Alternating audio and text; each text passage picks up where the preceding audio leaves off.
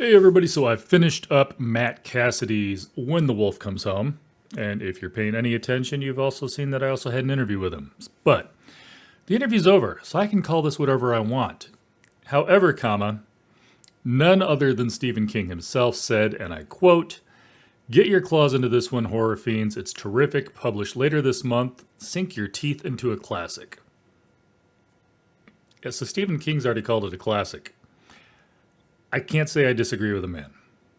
Anyhow, this is obviously it's a horror story. It is a werewolf-ish book. Maybe the name gives that away a little bit, When the Wolf Comes Home.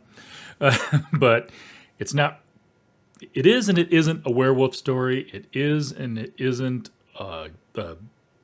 almost, some of the stuff that happens is really, really deep into that almost mythos, elder gods type stuff. There's not actually an elder god, but or there's definitely powers at hand that are doing stuff that is inconceivable. Those powers are at that level, and I will let you figure that part out for yourself. The stuff that the person involved can do is, simply ridiculous to the point of being completely unbelievable for the people that are in it. To the extent that, of course, it's usually pretty easy for those in the government to get people to believe that something completely different happened because nobody wants to admit what actually happened.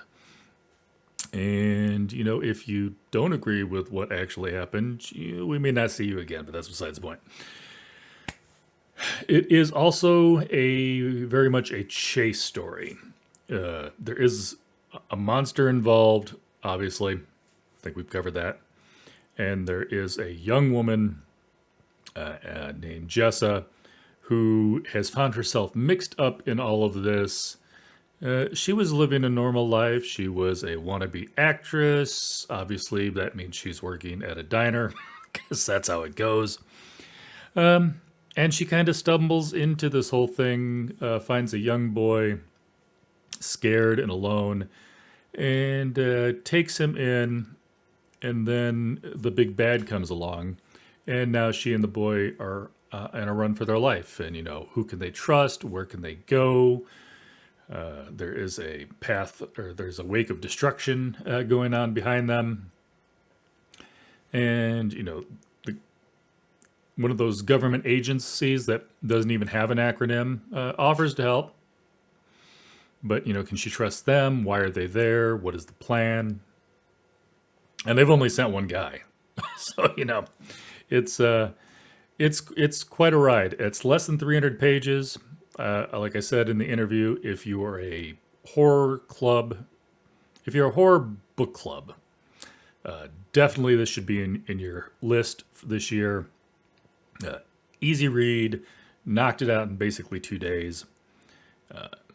And yeah, I can't say too much without giving some stuff away.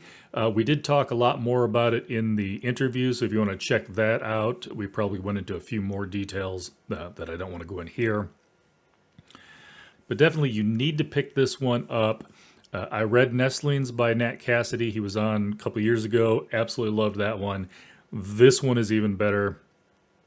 Nat is a master of taking a story, a horror story that has, to an extent, been done before, and then taking it in a different direction.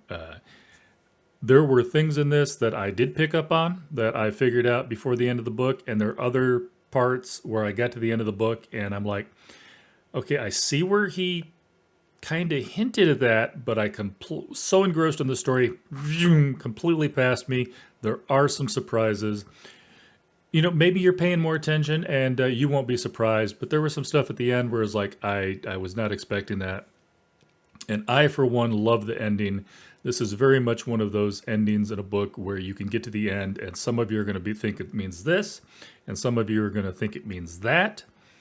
And who knows? Schrodinger's cat. We don't know which one's correct. Anyhow, pick up the book, check out the interview, and I will catch you guys later.